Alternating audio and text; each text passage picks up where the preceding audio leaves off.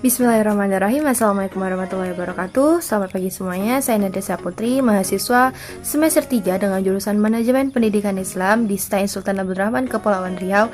Pada pagi ini saya akan menyampaikan sedikit review tentang materi pada salah satu mata kuliah Sosiologi Pendidikan mengenai sosiologi pendidikan itu sendiri.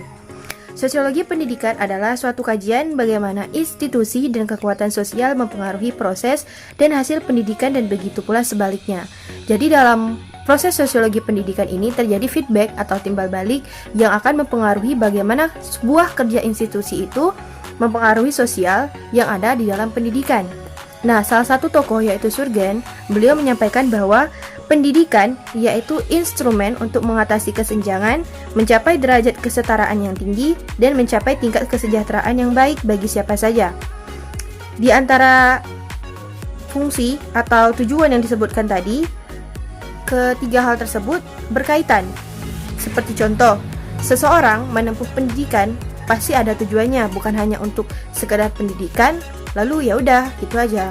Akan tetapi yang pertama, contoh seperti yang kita ketahui bahwa Indonesia memiliki taraf ekonomi menengah ke atas, menengah, dan menengah ke bawah. Dan sekolah di Indonesia ini juga banyak, ada sekolah negeri dan sekolah swasta. Ada yang homeschooling, ada mungkin yang berbentuk madrasah atau pondok. Namun, di situ kita akan berbaur dengan orang yang tidak kenal, sehingga kita harus menjalani interaksi sosial yang akan menambah wawasan kita. Sementara tujuan yang disebutkan oleh Surgen itu tadi untuk mengatasi kesenjangan di Indonesia itu banyak terjadi dan bahkan sampai sekarang masih terjadi. Nah, di sini sebagai contoh si kaya dengan si kaya itu berteman. Sedangkan si miskin ini atau taraf ekonominya menengah ke bawah, mereka tidak mau berteman. Nah, tentu ini akan menjadi dorongan bagi seseorang itu untuk bisa bersaing dalam artian mereka juga bisa berteman dengan orang kaya, bukan harusnya mereka tuh dikucilkan. Jadi pendidikan ini juga merupakan sebuah faktor. Bisa kita lihat orang-orang yang terkenal itu atau orang-orang yang sukses itu awalnya juga bermula dari pendidikan, bukan? Pendidikan lalu mendapatkan ilmu dan akan dikembangkan. Nah, kemudian mencapai derajat kesetaraan yang tinggi. Seperti yang saya sebutkan tadi, adanya derajat atau keinginan yang ada dalam dorongan diri manusia itu akan membuat dia itu merasa bahwa, wah, saya harus. Kalau mereka bisa, kenapa tidak? Tak semua orang itu harus dikucilkan karena taraf ekonomi dan kesenjangan, bukan? Nah, setelah ini tercapai, maka akan terjadilah kesejahteraan yang baik bagi siapa saja. Dari tujuan pendidikan ini, maka akan melahirkan kesejahteraan yang baik. Berikutnya, tujuan sosiologi pendidikan itu ada 3. Yang pertama, sosiologi sebagai pendekatan studi tentang pendidikan. Yang kedua, sosiologi pendidikan memiliki perspektif yang beragam, sejalan dengan keseragaman yang terjadi dalam perspektif kajian sosiologi pada umumnya. Yang ketiga, memahami paradigma pendidikan sebagai implikasi dan pilihan perspektif sosiologi yang digunakan.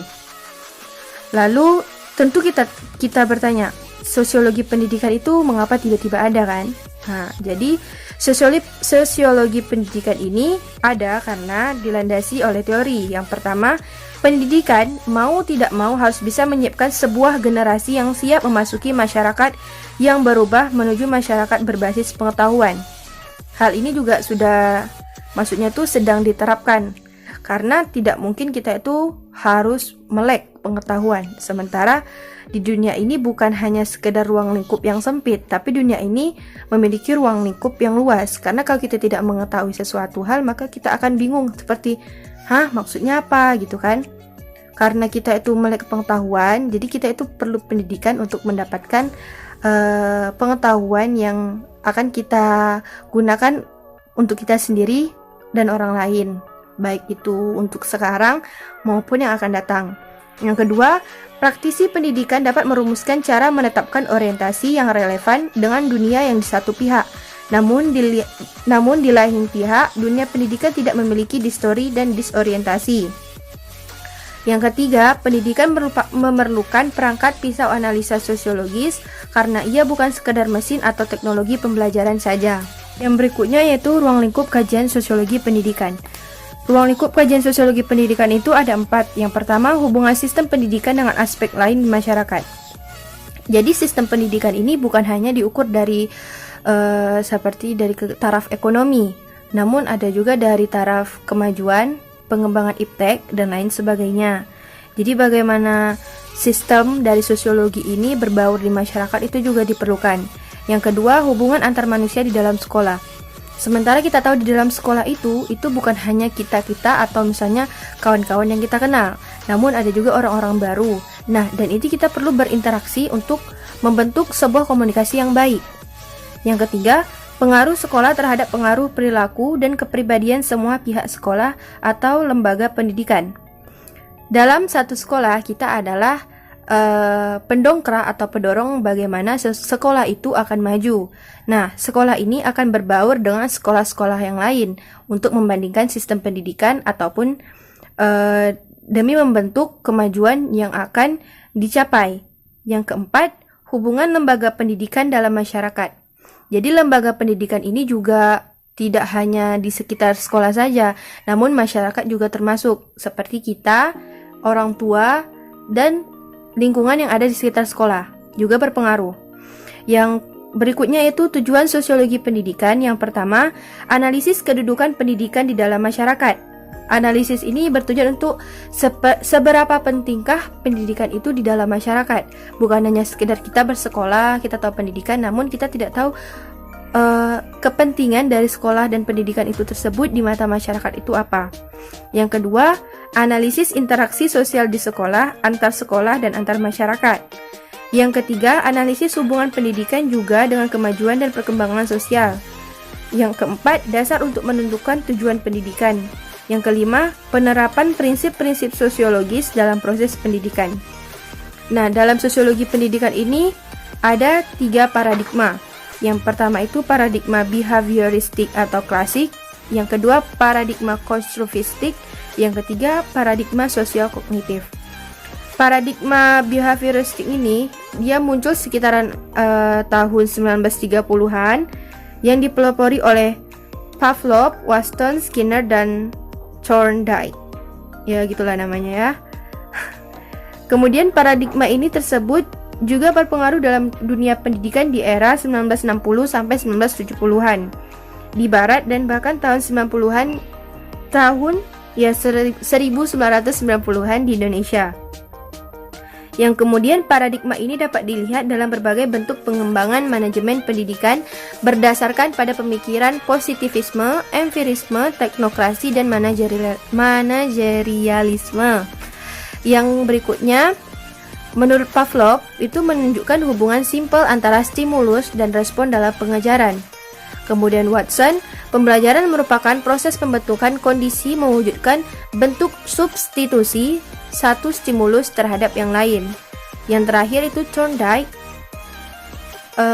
menyampaikan bahwa mengeksplorasi dampak perilaku tertentu terhadap perilaku tertentu lainnya, karena respon ini akan kuat bila situasi itu menyenangkan.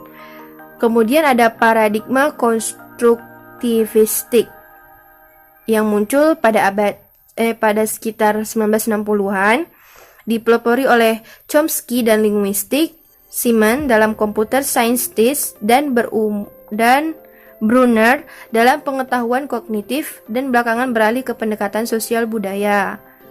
Nah, sementara kita tahu ya, pendidikan itu tidak pernah terlepas dari budaya, karena di mana letak kita itu berpendidikan, budaya itu akan mengikuti. Nah, yang kemudian muncul sebagai reaksi kelemahan dari paradigma behavioristik tadi. Yang ketiga yaitu paradigma ini mengandung bahwa pembelajaran berdasarkan paradigma behavioristik hanya menghasilkan pendidikan atau pelajaran yang terfokus pada perilaku yang bisa diamati dan tidak bisa mencermati pemahaman, cara berpikir, dan memandang masalah. Konstruktivistik ini mengembangkan pembelajaran yang menarik dengan berbasis kepada pemahaman siswa.